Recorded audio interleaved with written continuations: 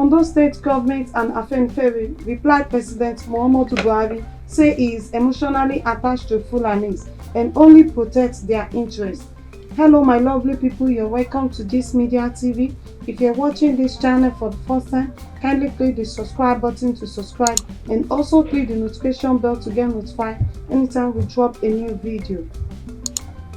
The Yoruba socio-political organization Afenifere on Wednesday has condemned the President, Major General Muhammadu Buhari, position on the directive of Ondo State Governor Rotimi Akeredolu asking unregistered herdsmen to vacate the state government reserves within 7 days. Killer herdsmen hold sway in the state, and the governor on Tuesday also banned underage grazing, night grazing, movement of cattle within the cities and highways. But a statement strictly released by the Senior Special Assistant to the President on Media and Publicity, Garba Shehu, on Tuesday, stated that the President called for restraint on the matter by both the state government and Fulani communities. Afenifere Group, in a statement by its National Publicity Secretary, Mr. Yinka Odumaki, said the regime had again shown its non-pretense at representing the Fulani interests above other tribes in the country.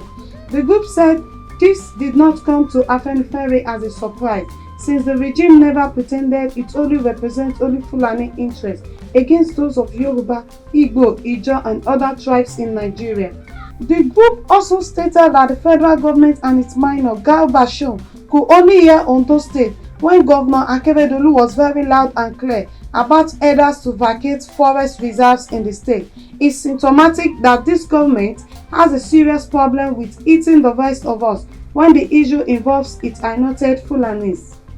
Afenifere also urged all true-born Yoruba to stand behind Akeredolu in these trying times for him to do all within the law to rid Ondo forest of criminals. It also urged other southwestern governors to emulate Akeredolu and free Yoruba land from the Fulani who have surrounded us with the shield of the federal government.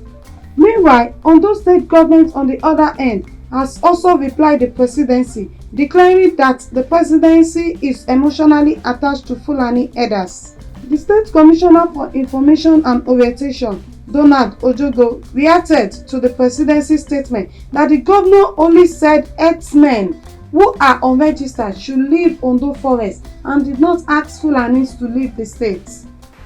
Tí a ò bá ní fọwọ́ pé gbogbo yọ̀ nínú ẹni pé Àmọ̀tẹ́kùn ti ìpínlẹ̀ Ọ̀ṣun, ìyẹn ni mo ṣe ń pariwo gbogbo àwọn Àmọ̀tẹ́kùn kan lọ yan àwọn sójà sí, kò fẹ́ẹ̀ sí rìsọ́ọ̀tì tó dá ń bẹ̀.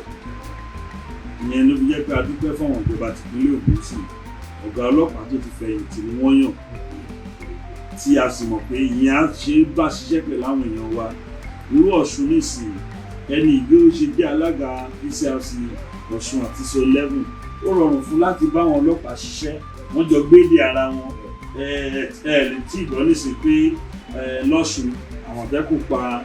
èèyàn kan, bó bá tiẹ̀ ṣẹlẹ̀ ọlọ́pàá ti take responsibility, wọ́n jọ ń ṣiṣẹ́ pọ̀. Ẹ rí i pé níbí nísìnyí ó ti di pé Àmọ̀tẹ́kùn pa tó pàdé, a ó sì rí resort tí a retí níbẹ̀. So wọ́n á tún fàsìkò ìdúpẹ́ fún yín. Mo dẹ̀ tún bá ti lọ wípé ní Southwest oríṣiríṣi ìnáwó ni à ń encounter, oríṣiríṣi bùkátà ló wà lọ́rùn wa. Kódà mo ṣe ń bá yín sọ̀rọ̀ kàlẹ́ndà àti ọdún yìí àti ìlànfààní àti gbé fáwọn tí wọ́n ń ṣe wípé ìnáwó náà pọ̀ lọ́rùn wa. Ẹ̀yin tẹ̀lé jẹ́ ọ̀rọ̀ náà ni à ń retí ìrànlọ́wọ́. Ọlọ́run á dẹ̀ máa bá wa pèsè fún yín. Tó wá dùn mọ́ mi jù ní àwọn ìrìn àjò tí ẹ̀ rìn, èyí tá a tún bá yín lórí ẹ̀tẹ̀ fẹ́ rìn, ó jẹ́ ìlú, kódà ká má bá yín, kó jẹ́ pá ò bá yín ká wá gbọ́ pé ibi tẹ́ ẹ lọ nìyẹn, inú ìdùnnú làá náà wà, torí wípé ìta gbé dání ni bí ààbò bó ṣe fẹ́ wà ní orílẹ̀-èdè Nàìjíríà, ṣùgbọ́n nílẹ̀ Yorùbá ló kọ́kàn wá jù. Tẹ wá bá wa gbé wọ̀ ní agbádá, ẹ gbé wọ̀ ní àwọ̀tẹ́lẹ̀, kọ́kàn jíṣẹ́ fún wa pé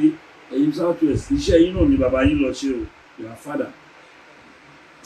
Àwọn tó ń da torí tá ò bá ní tanra wa jẹ, a sì tún níbi ìròyìn kó pọ̀.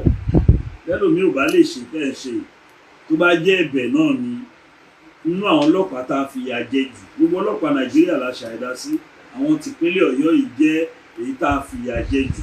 àwọn tìpínlẹ̀ Ọ̀yọ́ yìí jẹ́ èyí tá a ṣèkà fún jù àwọn tìpínlẹ̀ Ọ̀yọ́ yìí jẹ́ èyí tá a rí fín jù so tó worst in the record máa dúpẹ́ fọlọ́run tí ò bá sírù yín ní àsìkò EndSARS gbogbo ọ̀pọ̀lọpọ̀ police station ni ò bá ti dìtàn àwa náà ń fi ilé post pé àdúpẹ́ Sunday Igboho ò tí ì sorúkọ ẹ̀ pé a ní Sunday Igboho correct àwọn journalist kan ní ò mẹni tó ṣá national fire mo mọ Sunday Igboho mo bó ṣe jẹ́ ṣé wọn ò sí bẹ́ẹ̀ níjọ́ tó ń jẹ patron sàkàmúwà ń bẹ́ ó sọ pé patron PCRC Southwest Chief Sunday Igboho mo nígbà yẹn làdírẹ́sì pé ìgbà tó bá kàn àwa yẹn gangan òun gangan ní ipá àdírẹ́sì yẹn pé àwa ò mọ ẹni tó ń jẹ́ Sunday Igboho tó bá ti fi patron bàbá ẹgbẹ́ PCRC Southwest a ò mọ ẹni tó ń jẹ́ bẹ́ẹ̀ àmọ́ tó bá ti sọ pé Chief Sunday Igboho Adéníyì Igboho patron PCRC Southwest àdírẹ́sì yẹn ti pé ó bá kú sẹ́yìn. So we thank God for your life and Ọlọ́run ṣe yín lẹ́ni tí wọ́n máa dárúkọ táwa náà máa sọ pé a ò mọ̀ rí a ò lè ṣe mistake we are proud of you ojú òde ní tí ìrora padà sí àbúrò eléyìí ni àwọn nǹkan tí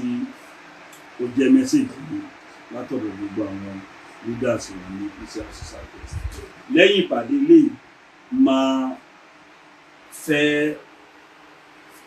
bẹ́ẹ̀ kẹ́ fún ọ ní déètì míì léètì the executive of Oyo State wọ́n máa wá pẹ̀lú chairman wọn tí máa ní ìgbìmọ̀ wá tí a máa ti fún wọn ní déètì eléyìí bọ́ sójì ní ìdẹ̀fẹ́ ó dìjà láàrin wọn tábà sọ pé kí chairman wá secretary rẹ nìkan wà wọn lè wá sọ èdè ètò wa promise pé máa gba déètì tá a máa bí òòlù ló bá jẹ́ ìtàlá tó cheers tí wọ́n máa nà lójú a máa ń fún àwọn state tàbá ti ní patron ní opportunity wípé ọ̀dọ̀ yín lẹ́ni ti jáde ọmọ yín ni bàbá yín ni product yín ni so a máa fẹ́ date tó máa convenient a máa sọ fún state chairman pé wọ́n máa pè gbogbo àwọn orí bí tí a bá ríru wọn náà gbogbo àwọn bí tó ń kù sí ẹlòmí ọ̀pọ̀lọpọ̀ challenges tó ń rí kò mẹ́ni tó máa lọ pè wọ́n bá pè yín ó ń ṣẹlẹ̀ ní Mọ̀lété báyìí ó ń ṣẹlẹ̀ ní Mọ́kọ́lá báyìí ní Ẹlẹ́ta ẹ ti mọ kí lè fẹ́ ṣe sí ìlànà ọlọ́pàá approach tí ń sì dá yóò lọ pẹ̀lú ọlọ́pàá ni orúkọ yín nìkan mọ̀kọ́ dàrún tó bá gbọ́ a máa sálọ fúra wá gbà Ọlọ́run á dẹ̀ fún yín lẹ́nu á fún yín lálàáfíà kò ní jẹ́ kí ẹ kánjú kú á jẹ́ ká jọ ṣe àṣeyọrí pẹ́pẹ́pẹ́pẹ́ wàlá haúlà wàlá kọ̀ọ̀lọ́pá.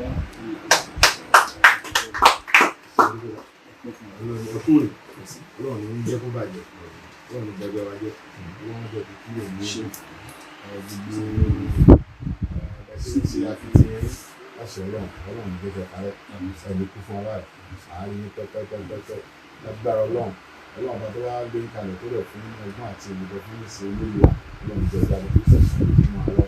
tẹ́ fún wa gbogbo Ọlọ́run tí Ọlọ́run bá lọ́ba láàbò gbogbo ẹni wa ti ń sáré kiri pé àbó gbọ́dọ̀ fún gbogbo aráàlú Ọlọ́run sálábọ̀ rẹ̀ lójú gbogbo ẹni máa ń sáré kí àbó wà fáwọn èèyàn tiẹ̀ Ọlọ́run sálábọ̀ rẹ̀ lójú Ọlọ́run sáàbò gbọ́dọ̀ fún tó ṣe fọ́mọ tó ṣe fún gbogbo ìdílé yóò tún á ṣe fún agboolé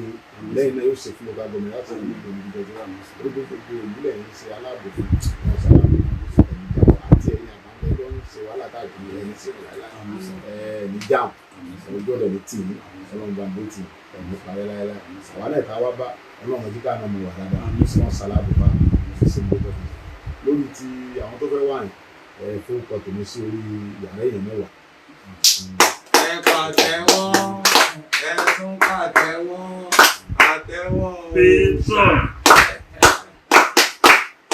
Fún mi ní àpótíṣàn èèyàn mẹ́wàá fún kí mi gbé ibẹ̀ àkọsẹ́ ìdílé ṣe fún gbogbo adébọ́lọ́ wájú wa náà ṣe fún polisi àwọn náà ṣe wọ́n kú ìfọ́mọnìyàn ṣe wọ́n dẹ̀ kú ìgbọ́rọ̀ sí ní lẹ́nu orúkọ tẹ bá sọ wọ́n bá àwọn gbọ́dọ̀ bá sí kò sí ìgbà fẹ́ sí ọwọ́ ilẹ̀ ní gbogbo agbára ẹ̀ wà pẹ̀lú àwọn ìṣèlú so kókó jùlọ ní pé àwọn tí ẹlẹ́fẹ́ kan wá rí nìyẹn ẹ̀jẹ̀ ká fi sí tọ́ọ̀sì tó ń bọ̀ ẹ̀jẹ̀ ká fi sí tọ́ọ̀sì tó ń bọ̀ ẹ̀ máa fi lọ lórí anytime ẹ lè fi sí bá bí lẹ́nu náà a fi sí bí agbọ́n kan náà sí ọ̀gbọ́n náà nínú àti kò sí àwọn ọba rẹ̀ ti pàlà kẹ́kẹ́ jẹ́ kí n bí tí ẹ̀ mo ti rán mi létí àti lè ṣètò ìpàdé ọ̀rọ̀ ní ìbọn sí kẹ́jú nítorí pé tí àbálọ̀ mójútó